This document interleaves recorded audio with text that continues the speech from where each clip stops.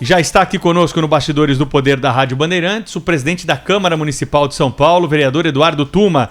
Como é que vai, vereador? Tudo bem? Seja bem-vindo mais uma vez aqui à Rádio Bandeirantes.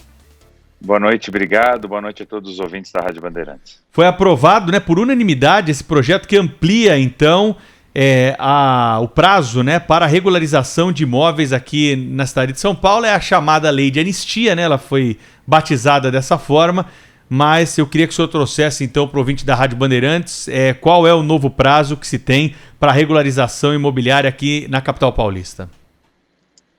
O novo prazo, então, é 31 de março de 2021. O que nós não podemos esquecer é do que se trata a lei da anistia. Então, nós temos 4 leis que falam da questão imobiliária na cidade de São Paulo: Plano Diretor Estratégico, Lei de Uso e Ocupação do Solo, Código de Obras e aí sim a lei da anistia, que é a regularização de mais de 750 mil imóveis na cidade de São Paulo.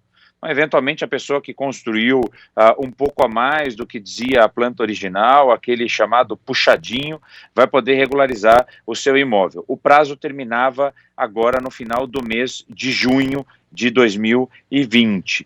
Nós estendemos, aprovamos hoje na Câmara, a carta de lei já foi ao prefeito Bruno Covas para sanção e o prazo foi estendido até 31 de março de 2021, Pedro. Vereador, Isabel falando aqui, qualquer imóvel pode passar por esse processo? Tem alguma categoria específica? Queria que o senhor detalhasse um pouco mais para a gente. Então, são 3 modalidades, e aí lembrar que tinham algumas limitações legais, mas eu vou falar das 3 modalidades. A primeira é uma regularização automática.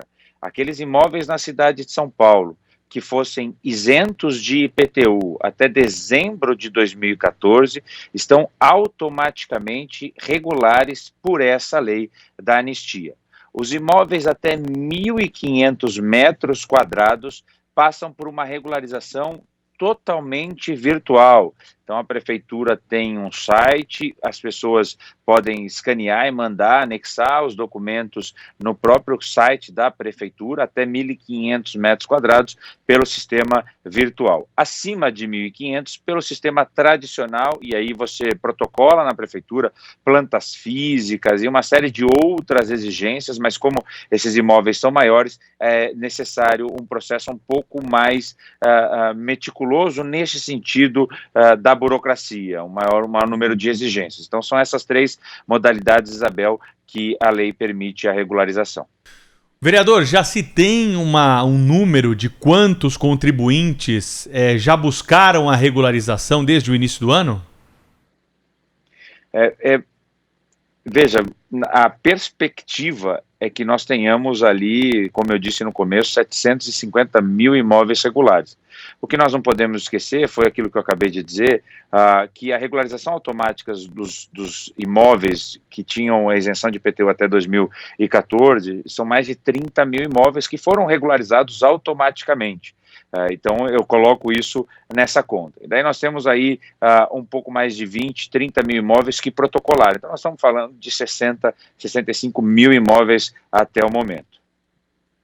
Vereador, a gente até comentava aqui fora do ar que também é um texto que está relacionado a esse contexto de pandemia do coronavírus, então por isso também esse aumento, essa prorrogação desses prazos, como o senhor muito bem está explicando para a gente.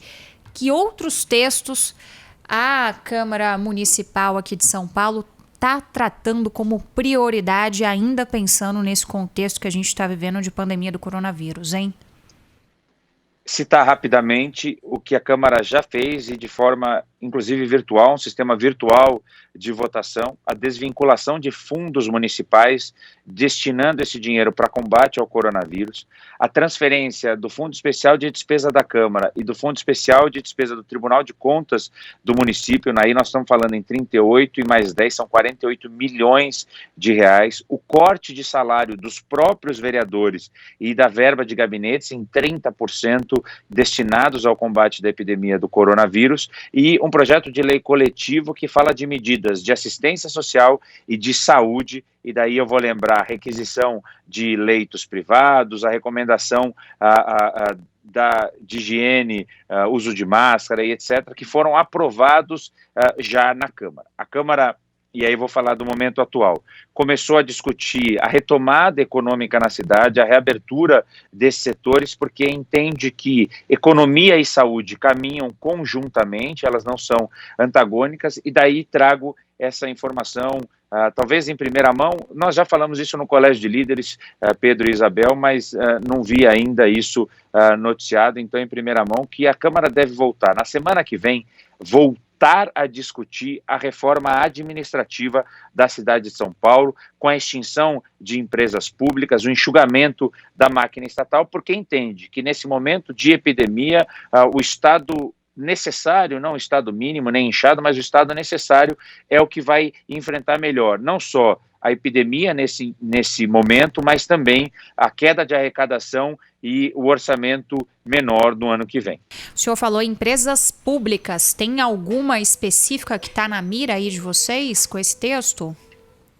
A gente fala da Ilume, fala da Anlurb, então a empresa de iluminação, a empresa de coleta e varrição de lixo, a São Paulo Turismo, e nesse sentido cria-se uma agência que fiscaliza os contratos. A modelagem da administração mudou, eu não preciso mais de uma empresa porque o serviço já está concedido à iniciativa privada. O que eu preciso é gerenciar esse contrato concedido à iniciativa privada, e por isso dessa lei de reforma administrativa que volta a ser discutida semana que vem. E quantos servidores aí podem ser atingidos aí por essa reforma administrativa? Já há um cálculo nesse sentido, presidente? O que a lei diz nesse momento é que não haverá demissões, haverá um enxugamento, não haverá demissões de servidores efetivos. O que haverá é corte de cargos comissionados. Então, mais de 400 cargos serão extintos, cargos de livre provimento, livre nomeação e exoneração. Esses sim vão ser cortados.